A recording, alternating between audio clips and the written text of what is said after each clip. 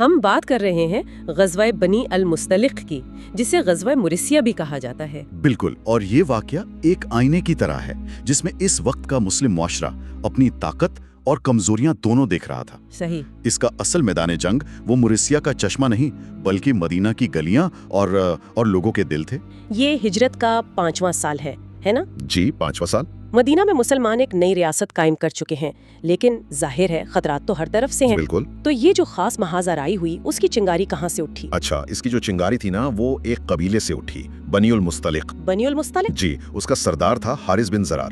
تو اس نے کیا کیا کہ اس نے مسلمانوں کے خلاف ایک اتحاد بنانا شروع کر دیا۔ اچھا۔ جو روایات ہم تک پہنچی ان کے مطابق وہ نہ صرف اپنے قبیلے کو اکٹھا کر رہا تھا بلکہ دوسرے عرب اتحادیوں کو بھی ساتھ میں لا رہا تھا۔ یعنی یہ کوئی چھوٹی موٹی تیاری نہیں تھی؟ بالکل نہیں، اس نے اس مقصد کے لیے خاص طور پر گھوڑے اور ہتھیار خریدے تھے، اور یہ کوئی الگ تھلگ واقعہ بھی نہیں تھا۔ یہی وہ قبیلہ تھا جس نے غزوہ احد میں قریش کا ساتھ دیا تھا۔ اوہ اچھا، تو ایک ہسٹری تھی وہاں پر۔ جی، تو مدینہ کے لیے یہ ایک بڑھتا ہوا خطرہ تھا جسے نظر انداز نہیں کیا جا سکتا تھا۔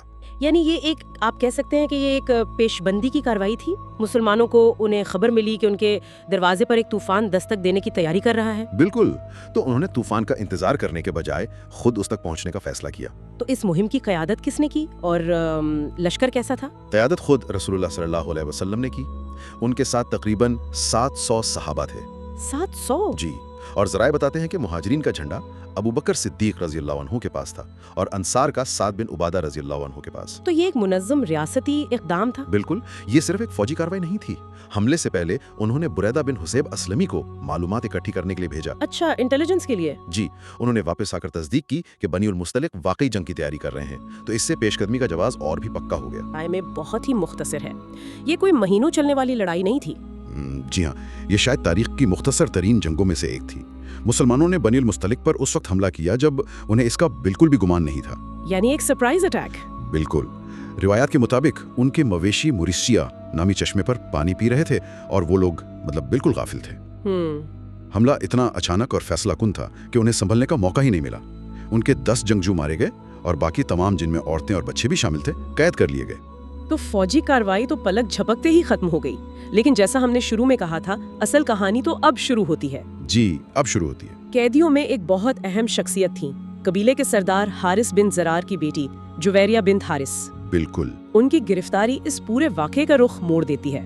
بالکل، وہ جنگی قیدیوں میں شامل تھی، لیکن ان کا مقدر ایک قیدی سے کہیں بڑھ کر ہونے والا تھا۔ ان کا کردار اس کہانی کو ایک فوجی جھڑپ سے ایک غیر معمولی سماجی اور سیاسی تبدیلی کی داستان بنا دیتا ہے۔ اور یہیں سے معاملہ واقعی دلچسپ ہو جاتا ہے۔ رسول اللہ صلی اللہ علیہ وسلم نے جویریہ سے نکاح کر لیا۔ اب آج کے دور سے دیکھنے پر کچھ لوگوں کو یہ ایک سیاسی یا شاید زبردستی کا رشتہ لگ سکتا ہے۔ ہمارے ذرائع اس میں حضرت جویریہ کی اپنی رضامندی کے بارے میں کیا بتاتے ہیں؟ یہ ایک بہت ہی اہم سوال ہے، اور ذرائع اس بات کو واضح کرتے ہیں کہ یہ فیصلہ یک طرفہ نہیں تھا۔ دیکھیں، جب قیدیوں کو تقسیم کیا گیا تو حضرت جویریہ ایک صحابی کے حصے میں آئیں۔ ٹھیک ہے۔ انہوں نے اپنی آزادی کے لیے ایک معاہدہ کیا، لیکن وہ اس کی رقم ادا کرنے سے قاصر تھی۔ اس صورتحال میں وہ مدد کے لیے خود رسول اللہ صلی اللہ علیہ وسلم کے پاس گئیں۔ اچھا، وہ خود گئیں؟ جی، انہوں نے اپنی حیثیت اور مشکل بیان کی تو رسول اللہ صلی اللہ علیہ وسلم نے انہیں ایک بہتر پیشکش کی۔ انہوں نے نہ صرف ان کی طرف سے رقم ادا کرنے کی پیشکش کی بلکہ ان سے نکاح کا پوچھا، جسے انہوں نے قبول کر لیا۔ یہ ان کی رضامندی سے ہوا تھا۔ اور اس ایک فیصلے کے نتائج وہ تو حیران کن تھے۔ اس کا فوری اثر کیا ہوا؟ اثر تو بالکل زلزلے کی طرح تھا۔ جیسے ہی صحابہ کو اس نکاح کا علم ہوا، انہوں نے کہا یہ لوگ اب رسول اللہ صلی اللہ علیہ وسلم کے سسرالی رشتہ دار ہیں، ہم انہیں قید میں کیسے رکھ سکتے ہیں؟ واہ! اور انہوں نے بنی المستلق کے تمام 100 سے زیادہ قیدی خاندانوں کو بغیر کسی تاوان کے آزاد کر دیا۔ سب کو؟ حضرت عائشہ رضی اللہ تعالیٰ عنہا کا ایک مشہور قول ہے کہ میں نے جویریہ سے بڑھ کر اپنی قوم کے لیے بابرکت کوئی عورت نہیں دیکھی۔ یہ تو کمال ہے۔ یعنی ایک فوجی فتح تو ضمنی نتیجہ بن گئی۔ اصل کامیابی تو سفارتی تھی، جہاں ایک شادی کے ذریعے پورے دشمن قبیلے کو نہ صرف آزاد کیا گیا بلکہ اتحادی اور رشتہ دار بنا لیا گیا۔ بالکل، یہ ریاست چلانے کا ایک زبردست سبق ہے۔ اور یہ اس کے بالکل برعکس ہے جو مدینہ کے اندر ہو رہا تھا، جہاں باہر دشمنوں کو حکمت سے دوست بنایا جا رہا تھا، وہیں شہر کے اندر چھپے ہوئے دشمن دوستوں میں پھوٹ ڈالنے کی کوشش کر رہے تھے۔ تو آئیے اب اس اندرونی محاذ کی طرف چلتے ہیں۔ لڑائی ختم ہو چکی ہے، قبیلہ دوست بن چکا ہے، لیکن اصل ڈرامہ اب شروع ہوتا ہے نا؟ جی، اب اصل ڈرامہ شروع ہوتا ہے۔ مدینہ میں موجود منافقین جن کی قیادت عبداللہ بن ابی بن سلول کر رہا تھا اس صورتحال کو ایک موقع کے طور پر دیکھتے ہیں۔ وہ بیرونی دشمنوں کو مسلمانوں کے خلاف بھڑکانے میں ناکام ہو چکے تھے، تو اب انہوں نے اندر سے معاشرے کو توڑنے کا منصوبہ بنایا۔ بالکل، ہمارے ذرائع اس سفر کے دوران فتنہ پھیلانے کی 3 بڑی کوششوں کا ذکر کرتے ہیں۔ پہلی کوشش تھی مہاجرین اور انصار کے درمیان دراڑ ڈالنے کی۔ یہ کیسے ہوا؟ یہ تو وہ 2 گروہ تھے جو بھائی بھائی بن کر رہ رہے تھے۔ ایک بہت چھوٹی سی بات پر، پانی کے چشمے پر ایک مہاجر اور ایک انصاری کے درمیان جھگڑا ہو گیا اور مہاجر نے انصاری کو مارا۔ یہ کوئی بڑی بات نہیں تھی، لیکن دونوں نے مدد کے لیے اپنی اپنی برادریوں کو پکارا، اے مہاجرو اور اے انصار۔ یہ وہی پرانی قبائلی عصبیت تھی جسے اسلام ختم کرنے آیا تھا۔ اور عبداللہ بن ابی نے فوراً اس موقع سے فائدہ اٹھایا۔ اس نے تو جیسے آگ پر تیل چھڑکا۔ اس نے کیا کہا؟ اس نے انصار کو تانا دیا کہ یہ سب تمہارا اپنا کیا دھرا ہے، تم نے ان لوگوں کو یعنی مہاجرین کو اپنے شہر میں جگہ دی، اپنے مال میں حصہ دار بنایا، اب اگر تم ان کی مدد کرنا چھوڑ دو تو یہ کہیں اور چلے جائیں گے۔ مطلب وہ ہم اور وہ کی جنگ بنانے کی کوشش کر رہا تھا۔ بالکل، لیکن اس سازش کو ناکام بنا دیا گیا۔ جی، جیسے ہی رسول اللہ صلی اللہ علیہ وسلم کو اس کی خبر ملی وہ فوراً وہاں پہنچے۔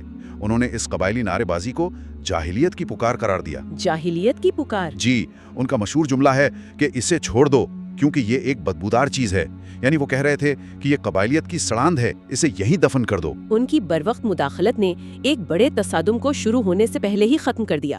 لیکن عبداللہ بن ابی یہاں رکا نہیں، اس کی دوسری سازش تو اس سے بھی زیادہ خطرناک اور براہ راست تھی۔ جی، اس نے تو قیادت کو ہی چیلنج کر دیا۔ اچھا؟ جب اس کی پہلی کوشش ناکام ہوئی تو وہ غصے میں آ گیا اور اس نے اپنے ساتھیوں سے کہا، جب ہم مدینہ واپس جائیں گے تو عزت والا ذلت والے کو وہاں سے نکال دے گا۔ یہ تو بہت سنگین بات ہے۔ بہت سنگین۔ یہاں عزت والے سے اس کی مراد وہ خود اور اس کے ساتھی تھے، اور ذلت والے سے نعوذ باللہ رسول اللہ صلی اللہ علیہ وسلم اور مہاجرین۔ یہ اب کوئی سربوشی نہیں تھی، یہ کھلی بغاوت کا اعلان تھا۔ یہ بات رسول اللہ صلی اللہ علیہ وسلم تک کیسے پہنچی؟ یہ بات ایک نوجوان صحابی زید بن ارقم نے سن لی۔ اچھا؟ اور انہوں نے فوراً جا کر رسول اللہ صلی اللہ علیہ وسلم کو بتا دیا۔ جب آپ نے عبداللہ بن ابی کو بلا کر پوچھا تو اس نے اور اس کے ساتھیوں نے قسمیں کھا کر صاف انکار کر دیا۔ مطلب وہ مکر گیا؟ بالکل، کہ انہوں نے ایسا کچھ نہیں کہا۔ اب صورتحال یہ تھی کہ ایک طرف ایک نوجوان کی گواہی تھی اور دوسری طرف ایک بڑے سردار اور اس کے ساتھیوں کی قسمیں۔ یہاں ایک لمحے کے لیے رکتے ہیں۔ یہ کتنا مشکل لمحہ ہوگا۔ ایک طرف ایک نوجوان سچا ہے، دوسری طرف ایک با اثر شخص جھوٹی قسمیں کھا رہا ہے۔ بالکل، اور اس کا حل زمین سے نہیں آسمان سے آیا۔ ماخذ بتاتے ہیں کہ اسی موقع پر سورۃ المنافقون نازل ہوئی، وحی کے ذریعے۔ جی، ان آیات نے نہ صرف زید بن ارقم کی گواہی کی تصدیق کی بلکہ عبداللہ بن ابی اور اس کے ساتھیوں کے جھوٹ کا پردہ بھی فاش کر دیا۔ قرآن نے واضح کر دیا کہ عزت تو اللہ، اس کے رسول اور مومنوں کے لیے ہے۔ اس وحی کے نازل ہونے کے بعد جو سب سے غیر معمولی واقعہ ہوا وہ عبداللہ بن ابی کے اپنے بیٹے کا رد عمل تھا۔ جی، یہ اس کہانی کا ایک انتہائی طاقتور پہلو ہے۔ ان کے بیٹے کا نام بھی عبداللہ تھا اور وہ ایک سچے مسلمان تھے۔ اچھا۔ جب انہیں اپنے باپ کے اس غداری کا علم ہوا تو وہ رسول اللہ صلی اللہ علیہ وسلم کے پاس آئے اور عرض کیا، اگر آپ انہیں قتل کرنا چاہتے ہیں تو مجھے حکم دیں، میں اپنے باپ کا سر کاٹ کر آپ کے پاس لے آؤں گا۔ ایک لمحے کے لیے یہاں رک کر سوچتے ہیں، منافقین کے سردار کا اپنا بیٹا آ کر اپنے باپ کو قتل کرنے کی اجازت مانگ رہا ہے۔ یہ اس بات کی گواہی دیتا ہے کہ وفاداریاں قبیلے اور خون سے نکل کر عقیدے کی طرف کس تیزی سے منتقل ہو رہی تھیں۔ یہ ایک زبردست نقطہ ہے، لیکن رسول اللہ صلی اللہ علیہ وسلم کا جواب ان کی قیادت کی حکمت کو ظاہر کرتا ہے۔ انہوں نے اس کی اجازت نہیں دی۔ انہوں نے منع کر دیا۔ جی، انہوں نے فرمایا نہیں، ہم اس کے ساتھ نرمی برتیں گے اور جب تک وہ ہمارے ساتھ ہے اس سے اچھا سلوک کریں گے۔ وہ نہیں چاہتے تھے کہ لوگ کہیں کہ محمد اپنے ہی ساتھیوں کو قتل کرواتا ہے۔ یعنی انہوں نے انصاف پر معاشرتی استحکام کو ترجیح دی۔ بالکل، وہ جانتے تھے کہ اگر عبداللہ بن ابی کو قتل کیا گیا تو اس سے قبائلی جنگ چھڑ سکتی ہے۔ تو منافقین نے قبائلی بنیادوں پر پھوٹ ڈالنے کی کوشش کی، وہ ناکام رہے۔ انہوں نے قیادت کو چیلنج کیا، وہ بھی ناکام رہے۔ جب یہ دونوں حربے ناکام ہو گئے تو ان کے پاس حملہ کرنے کے لیے کیا بچا تھا؟ سب سے مقدس اور ذاتی چیز، نبی صلی اللہ علیہ وسلم کے گھرانے کی عزت، اور یہیں سے واقعہ افق کی المناک کہانی شروع ہوتی ہے۔ جی، یہ ان کا تیسرا اور سب سے گھنونا حملہ تھا۔ یہ حضرت عائشہ رضی اللہ عنہا پر بہتان کا مشہور واقعہ ہے، اس کی تفصیلات کیا ہیں؟ کہانی کچھ یوں ہے کہ سفر سے واپسی پر لشکر نے ایک جگہ پڑاؤ ڈالا۔ حضرت عائشہ اپنی ضرورت کے لیے لشکر سے تھوڑا دور گئیں۔ جب وہ واپس آئیں تو انہیں احساس ہوا کہ ان کا ہار کہیں گر گیا ہے۔ اچھا۔ وہ اسے ڈھونڈنے واپس چلی گئیں۔ اس دوران قافلے کی روانگی کا حکم ہو گیا اور ان کا ہودج یعنی اونٹ پر لگی پالکی उठाकर ऊंट पर रख दिया गया। लेकिन वो तो उसमें थी ही नहीं। जी, वो बहुत हल्की पुल्की थी तो उठाने वालों को महसूस ही नहीं हुआ। जब वो हार लेकर वापस आई तो पूरा लश्कर जा चुका था। ओ कीरी रह गई। ये तो बहुत खौफनाक सूरत हाल होगी। जी, लेकिन उन्होंने समझदारी से काम लिया। वो वहीं बैठ गईं कि जब लश्कर को उनकी गैर मौजूदगी का इल्म होगा तो वो उन्हें लेने आएंगे। वहीं बैठे बैठे उनकी आंख लग गई। फिर क्या हुआ? लश्कर के पीछे एक सहाबी सफ़वान बिन मुअत्तल की जिम्मेदारी थी कि अगर किसी की कोई चीज रह गई हो तो वो उठा लें।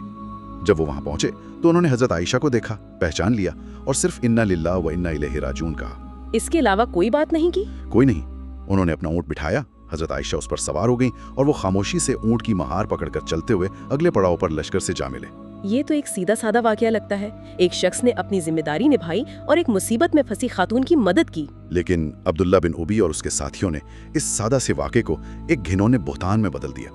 उन्होंने हजरत आयशा और सफ़वान पर बदकिरदारी की तोहमत लगा दी। अस्तगफिरुल्लाह। ये अफवाह जंगल की आग की तरह मदीना में फैल गई। इसने पूरे मुआशरे को हिलाकर रख दिया।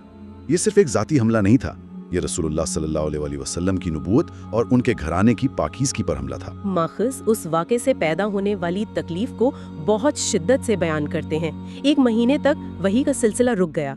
रसूलुल्लाह सल्लल्लाहु अलैहि वसल्लम शदीद रंज में मुब्तला थे। जी, बिल्कुल खामोश रहते थे। हजरत आयशा बीमार हो गईं और उन्हें इस अफवाह का इल्म भी नहीं था। जब उन्हें अपनी वालिदा से इसका पता चला तो वो टूट गईं। ये एक जाती और अवामी बहरान था जिसने सबको अपनी लपेट में ले लिया था। ये पूरे मुस्लिम मुआशरे के लिए एक कड़ी आजमाइश थी। बिल्कुल, कौन सच्चा है कौन झूठा, किस पर यकीन किया जाए। 1 महीने की इस तकलीफ दे खामोशी के बाद इस बहरान का हल भी वही के जरिए आया। सूरत उन-नूर की आयत। जी, सूरत उन-नूर की आयत नाजिल हुई जिन्होंने न सिर्फ हजरत आयशा को मुकम्मल तौर पर बेगुनाह करार दिया बल्कि उनकी पाकदामनी की गवाही दी। कुरान ने कहा कि ये एक खुला बहतान है, मतलब उनकी बारात 7 आसमानों के ऊपर से आई। ये तो एक फैसला कुन लम्हा होगा।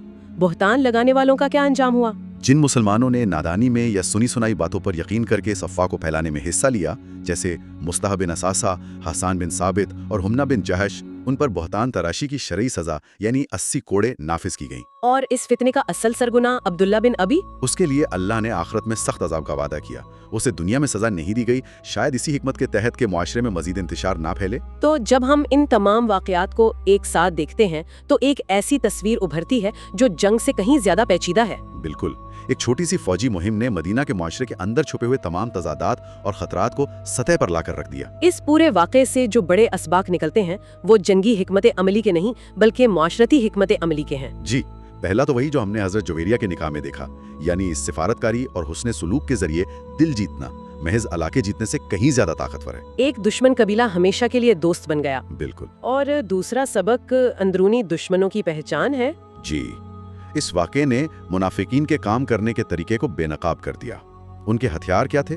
पहला, कबायली असबियत को हवा देना। दूसरा, क़यादत को बराह रास्त चैलेंज करके उसकी अथॉरिटी को कमजोर करना।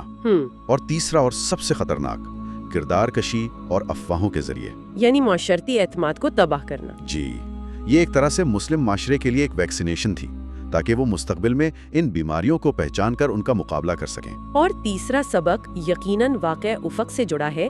इसने खुदाई इंसाफ और सच्चाई की हतमी फतह पर यकीन को पुख्ता किया। बिलाशुबा हजरत आयशा की बुरात ने ये वाज़ेह कर दिया कि सच्चाई चाहे जितनी भी मुश्किल में हो वो आखिरकार जाहिर होती है। ये वाकई एक दिलचस्प जायजा है कि किस तरह एक छोटी सी फौजी मुहिम इब्तदाई मुस्लिम माशरे के समाजी और सियासी ताने बाने में एक अहम मोड़ बन गई। जी, ये सिर्फ एक जंग की कहानी नहीं बल्कि एक उभरते हुए मुआशरे की अपनी शनाख्त को अंदरूनी और बैरूनी चैलेंजेस के सामने मजबूत करने की कहानी है। और ये सुनने वालों के लिए एक गहरा सवाल छोड़ जाता है, मुआशरे इन अंदरूनी खतरात से कैसे निपटते हैं जो अक्सर बैरूनी दुश्मनों से ज्यादा खतरनाक होते हैं।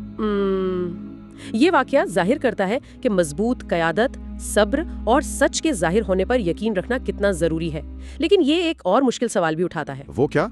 कि एक रहनुमा इंसाफ के तकाज़ों और मुआशरे को मज़ीद टूट फूट से बचाने के खतरे के दरमियान तवाज़ुन कैसे कायम करता है। जैसे रसूलुल्लाह सल्लल्लाहु अलैहि वसल्लम का अब्दुल्ला बिन अबी को सजा ना देना। बिल्कुल, उन्होंने उसकी खुली गद्दारी के बावजूद उसे कत्ल करने से मना कर दिया। ये फैसला इस खौफ से था कि कबायली तनाज़ा भड़क उठेगा। ये एक मुश्किल हिसाब है। कभी कभी एक बड़े बहरान को रोकने के लिए एक फौरी और बज़ाहिर मुकम्मल इंसाफ से गुरेज करना ज्यादा बड़ी हिकमत होती है। और ये तवाज़ुन कायम करना आज भी किसी भी क़यादत के लिए सबसे बुनियादी चैलेंज है। जी बिल्कुल, वही चैलेंज है।